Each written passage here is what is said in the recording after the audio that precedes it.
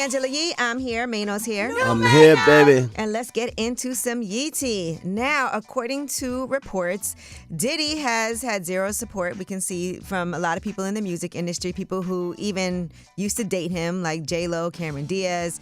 But they're saying that these people are not necessarily trashing him because people are nervous that they could be involved in some of this too. According to reports, he kept meticulous records of what went down at his parties and that he has enough dirt to hang half of Hollywood. Really? Yeah, so you can imagine. That's what they say, huh? Yeah, that's what a source is saying. Okay.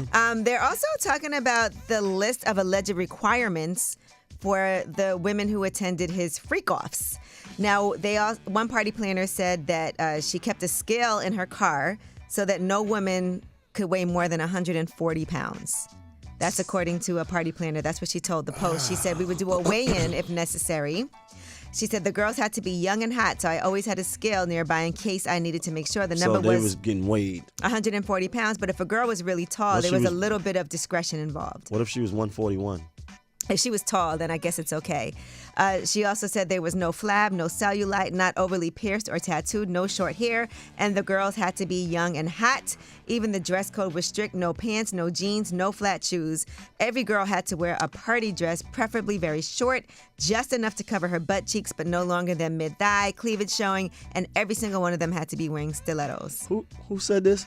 This is according to an organizer, a party planner that worked with Diddy in 2004. So this is not for a party, this is for a freak-off. Yeah, these were she said she never stayed around for the freak-offs, and she said, I had no idea that these girls were expected to have sex with people. Now, the Post says they viewed more than 24 videos of raucous sex parties, which appear to be footage of Diddy's freak-offs that were tied to some of these mainstream events. So it would be like the main party, and then afterward, certain people would be invited to stay for the freak-off. Now, other allegations are now surfacing. So he's being accused of sexually assaulting a Making the Band 17-year-old contestant and also a 10-year-old boy. There's new lawsuits that have surfaced according Every day to is a new one. In Touch Weekly. Yeah. According to these reports, one 10-year-old said that he auditioned for Diddy at a hotel in New York City. He was only 10 years old, like I said, in 2005. And according to reports, he was given a soda by Diddy that he alleges was laced with drugs and then forced to perform oral sex after he resisted. They said he lost consciousness, later woke up in tears with his pants undone and pain in his anus and buttocks, according to this lawsuit. Then there's also a 17-year-old who said he was auditioning for Making the Band, and on the second day of auditions was told that he needed to undress to demonstrate the ability to embody a sex idol persona. And then that escalated into Diddy forcing him to perform oral sex and sodomizing him.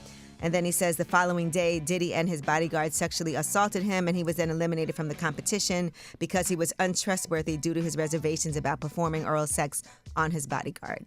So these are new allegations. Yes, it's a lot, guys. Yeah, every day is some new it's a lot. ridiculous story. All right, listening. Well, that is your Yeetie. And when we come back, we have About Last Night, where we discuss what we did last night. I know we all did legal things. I did. Last night, yes. All right. I was actually filming lip service, but we'll talk about that. It's Way Up. And right now, let's get into Wild Thoughts. That's all we should be having. Wild Thoughts only. All right? It's Way Up.